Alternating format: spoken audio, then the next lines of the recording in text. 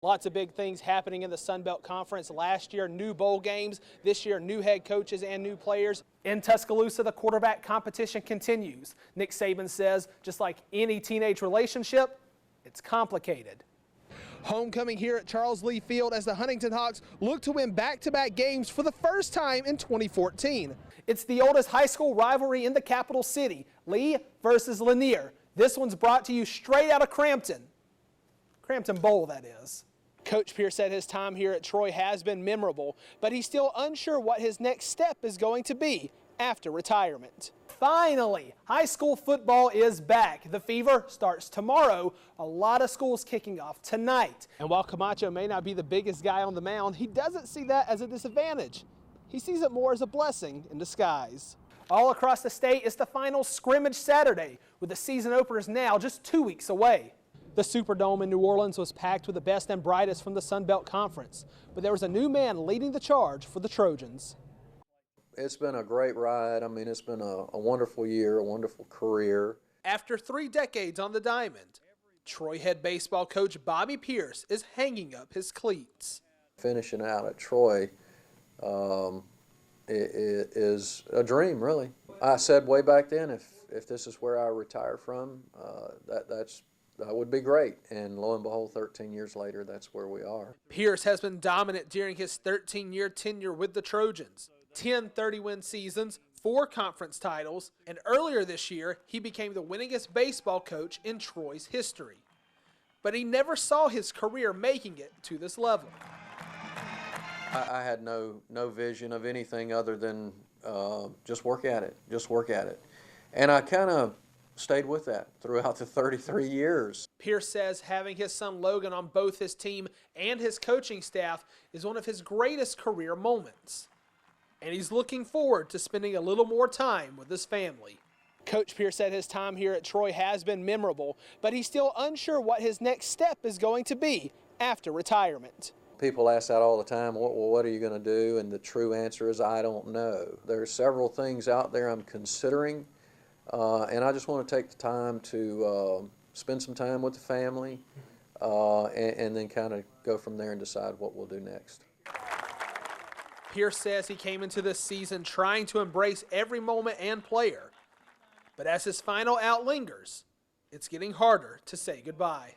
Words can't really even describe the feelings, the emotions, what you go through in times like this. When it's this close, everything gets clearer.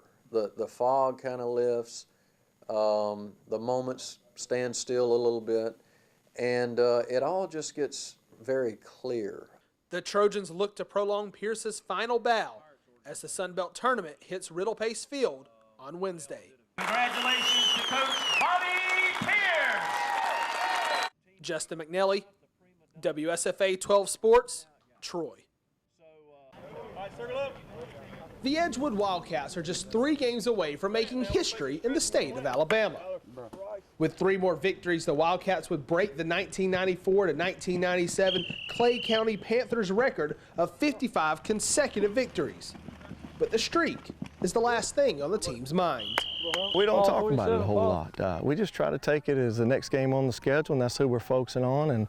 And our kids have done a great job of just focused on the next game. We try to put it behind us, but at the same time, you don't just want to ignore it. You want to acknowledge it and acknowledge that you want to keep the bar that high. The streak began after a 13-12 loss to the Glenwood Gators in 2010. Edgewood was mourning the loss of senior Mallory Garman, who was killed in a car wreck earlier that week. Head coach Bobby Carr says that loss plays over and over again in his head, but it's his job to get his team ready for the next game. I tell them it doesn't matter who we're playing on Friday nights. Our job is to make sure Edgewood gets better, and they need to be individually a better football player when they leave here every day, whether it be Monday, Tuesday, Wednesday, Thursday, or Friday. And that's what we've been trying to preach to our kids, and they've done a good job of buying into that. Jesse Benton is a senior defensive end for the Wildcats, and he's the one player that's been here through the whole streak.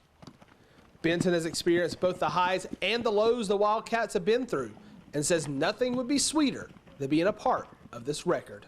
If we break the record, I want to be able to tell my kids and so on and so forth. That personally is one of the biggest accomplishments I have, because I have 4 rings at home, and setting the state record in wins, that's a big deal to me and to my family.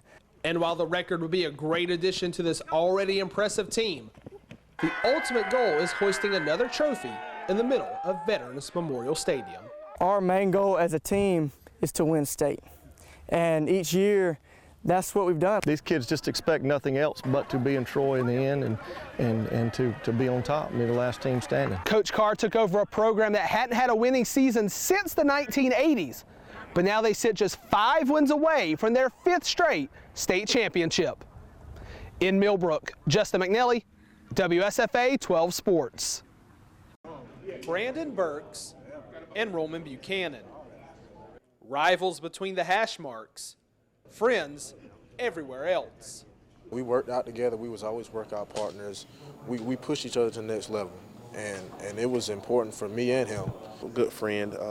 Like I said, we learned off each other in high school. Burks and Buchanan were teammates at Daleville High School for 2 years. The Killer Bees helped lead the Warhawks to an 8-3 record and a playoff berth in 2010. The next year, Burks would sign with the Trojans, and Buchanan with South Alabama a year later. But even that couldn't stop the two from being friends. I'm just proud of Brandon, you know, and he's proud of me. We're just glad to be doing what we do. I definitely want to beat him, and he definitely wants to beat me. I mean, we're blessed to be doing it in the same conference. You know, I'm so proud of Brandon. We still call each other, hey man, you know, give good feedback. Coach can tell you, but then you'll listen, you'll take stuff in, but when your friend tell you, best friend tell you, or somebody you look up to, then it sinks in more. The Daleville duo still keeps in touch as much as they can and maintain a friendly rivalry on the field. These former teammates, now turned rivals, have nothing but respect for one another, but there's a difference of opinion on who would win that one-on-one matchup. One-on-one? Oh, me. I mean, I'm an offensive player, man. The advantage I got over him is I know the play that I'm going to run. He don't know. No, I'm definitely going myself. I'm not about to let Burks do me like that. The two get one last chance to settle the score when the Jaguars visit the Trojans October 3rd. Justin McNelley, the News at 9.